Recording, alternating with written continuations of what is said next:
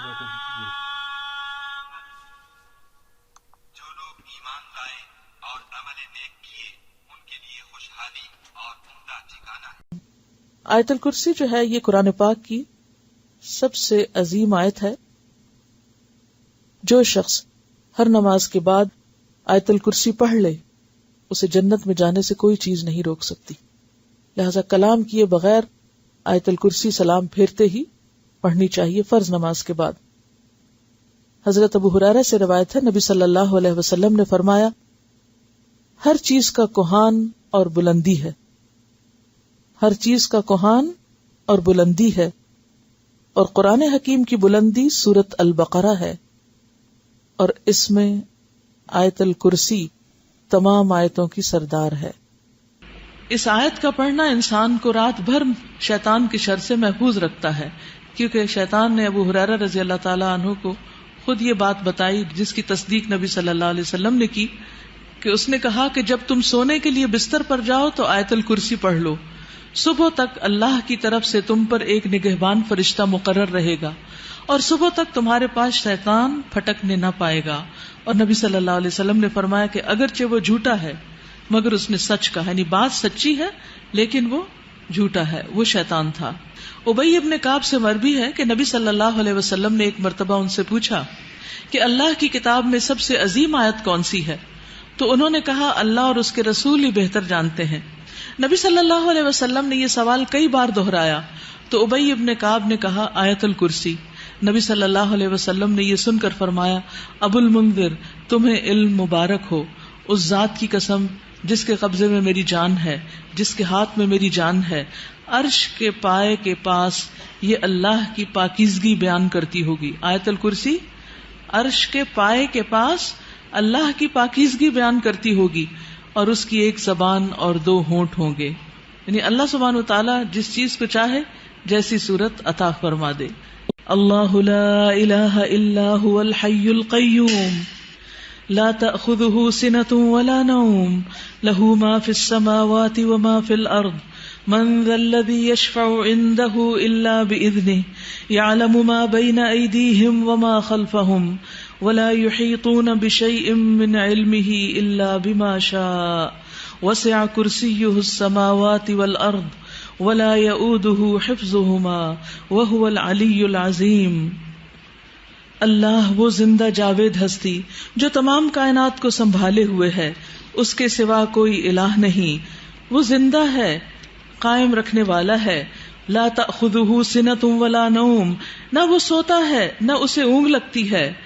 زمین اور آسمان میں جو کچھ ہے اسی کا ہے، کون ہے جو اس کی جناب میں اس کی اجازت کے بغیر سفارش کر سکے، جو کچھ بندوں کے سامنے ہے اسے بھی وہ جانتا ہے، اور جو کچھ ان سے اوجھل ہے اس سے بھی وہ واقف ہے، اور اس کی معلومات میں سے کوئی چیز ان کی گرفت ادراک میں نہیں آ سکتی الا یہ کہ کسی چیز کا علم وہ خود ہی ان کو دینا چاہے۔ اس کی کرسی آسمان و زمین پر چھائی ہوئی ہے۔ یہاں بعض لوگوں نے کرسی کا ترجمہ حکومت کیا ہے جو کہ غلط ترجمہ ہے۔ کرسی ابن عباس کی روایت کے مطابق اللہ سبحانہ وتعالی کے قدم رکھنے کی جگہ ہے، فٹ سٹول ہے۔ وسع کرسیہ السماوات والارض، اس کی کرسی آسمان و زمین پر چھائی ہوئی ہے،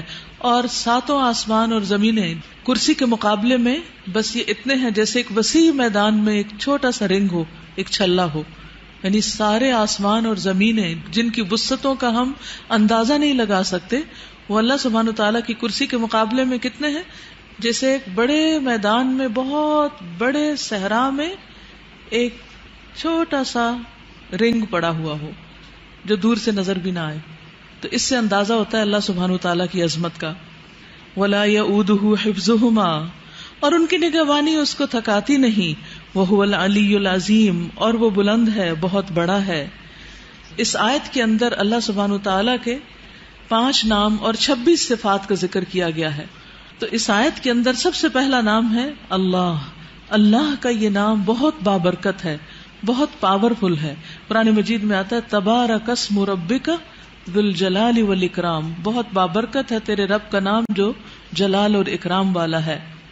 حقیقت یہ ہے کہ انسان کو ہر موقع پر اللہ کو یاد کرنا چاہیے اور اس نام کے ساتھ پکارنا چاہیے۔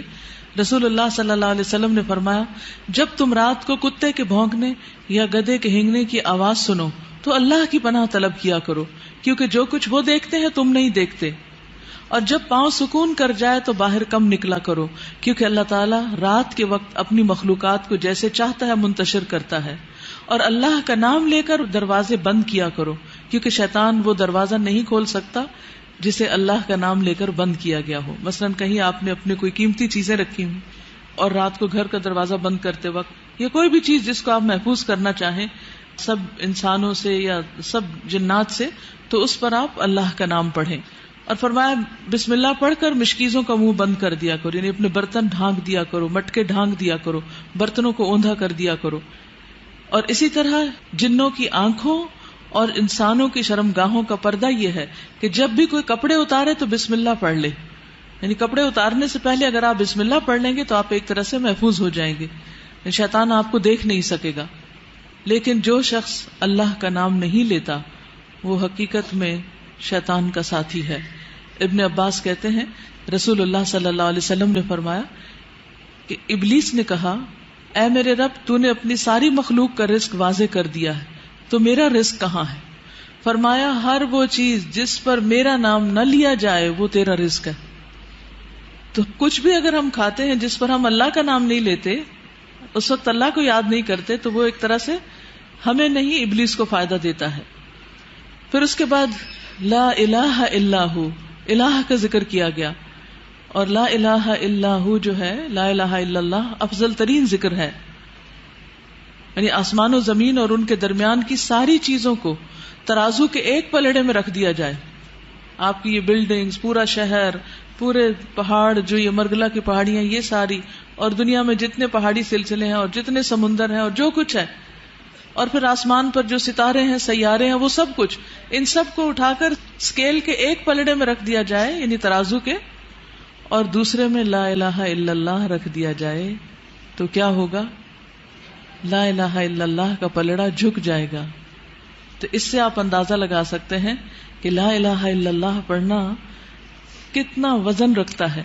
لا الہ الا اللہ پڑھنے سے ہی تو ایک انسان جہنم سے بچ سکتا ہے اور جنت میں جانے کا مستحق ہو سکتا ہے۔ ایک شخص جس کے پاس بہت بڑے بڑے کام ہیں، دنیا میں بہت کچھ اس نے کیا، لوگوں کو فائدہ پہنچایا، دوسروں کے لیے خیر اور بھلائی کے کام کیے، لیکن اس کے ساتھ ساتھ اس نے کیا کیا؟